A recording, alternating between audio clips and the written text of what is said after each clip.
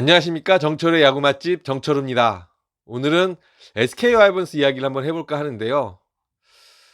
근데 웃으면서 이야기를 해도 좋을지 조금은 고민이 되는 이야기를 꺼내보도록 하겠습니다. 지난해까지 SK의 주전 유격수는 김성현 선수였죠. 144경기 중 132경기에 선발 출장을 했고요. 1100이닝이 넘는 많은 이닝을 수비 이닝으로 소화했습니다. 하지만 불안한 수비 실력 탓에 팀의 발목을 잡는 경우들이 많았었는데요. 수비 실책이 무려 26개나 기록이 됐습니다. 유격수 부문에서 2위권이 12개인 점을 감안했을 때 김성현 선수의 수비가 얼마나 불안했는지를 엿볼 수가 있는데요. 특히 수비 범위 관련 득점 기여도가 0.54밖에 되지 않을 정도로 낮았기 때문에 김성현 선수의 수비가 팀 승리에 얼마나 마이너스 요인이 됐는지를 여실히 드러낸다고 할 수가 있겠습니다. 때문에 SK는 변화를 선택을 했는데요. 유격수의 정현, 그리고 이루수의 김창평 선수로 세대 교체를 만드는 것이 SK의 새로운 플랜이 됐습니다. 지난 가을 유망주 캠프에서부터 이번 스프링 캠프까지 꾸준하게 정현 선수와 김창평 선수에게 기회를 주면서 이들을 키우겠다는 의지를 분명히 했는데요. 여기까지 들으시고도 에이, 그래봤자 또 김성현일 거야, 이렇게 생각하시는 SK 팬분들이 적지 않을 것이라고 생각이 됩니다. 매년 그래 왔으니까요. 하지만 올해는 좀 다를 것 같습니다. 제 취재에 응했던 SK 고위 관계자는 이제는 SK가 달라져야 할 때가 왔다. 김성현 선수에게는 7, 8년이라는 결코 적지 않은 시간을 투자했지만 김성현 선수가 이를 살려내지 못했다. 때문에 이제는 미래를 생각하지 않을 수가 없고 그 미래는 정현과 김창평 선수에게서 찾으려고 할 것이다, 라고 이야기를 했습니다. 어지간히 정현 선수와 김창평 선수가 흔들리지 않는다면 김성현 선수에게 다시 기회가 가는 일은 없을 것으로 느껴질 정도의 단호한 어투였었는데요.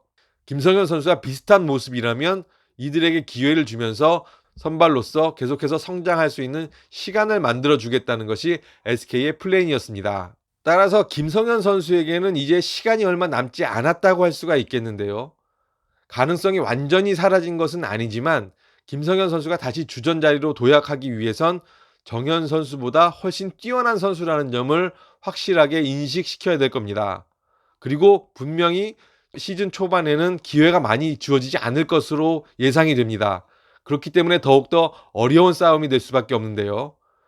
이제는 선수 생명이 걸린 중요한 싸움이 남아 있습니다. 김성현 선수가 과연 이 싸움을 이겨낼 수 있을지 그 대목도 상당히 궁금해지고요.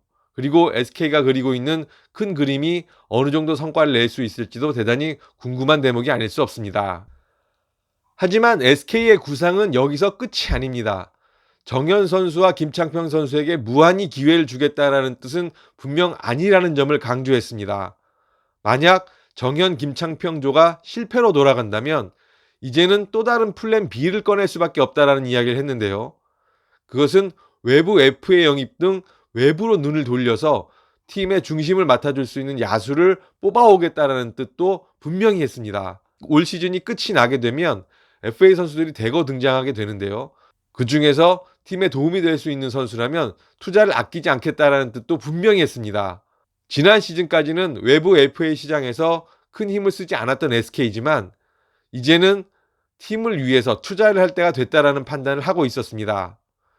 그것에는 좀 더 큰 그림이 뒤에 받침을 하고 있는데요. S급 선수를 뽑아서 시간을 벌고 그동안 유망주들에게 클 수 있는 시간적 여유를 주면서 팀의 미래를 만들어 가겠다는 뜻입니다.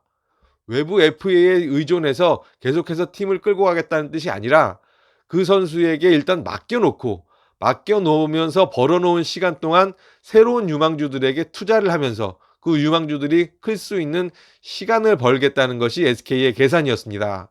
SK는 그동안 야수진에서 A급이나 B+급 선수들은 많이 발굴이 됐지만 대부분 30 이후에 꽃이 피는 선수들이었고 20대 때 꽃을 피는 선수는 그나마도 적었다고 할 수가 있겠는데요.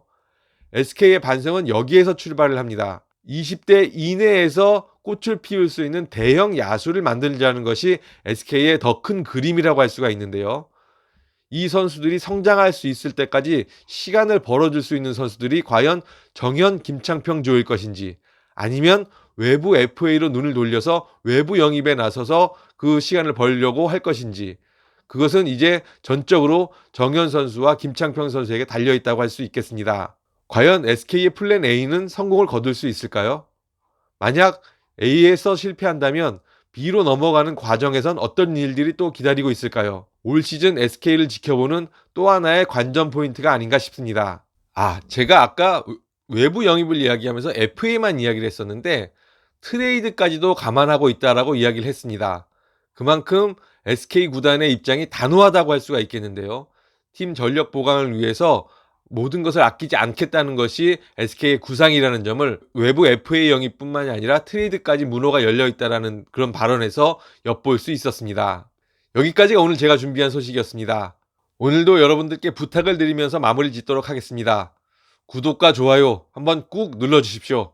여러분들이 응원을 열심히 해주시면 그만큼 열심히 준비해서 여러분들께 다가서도록 노력하겠습니다.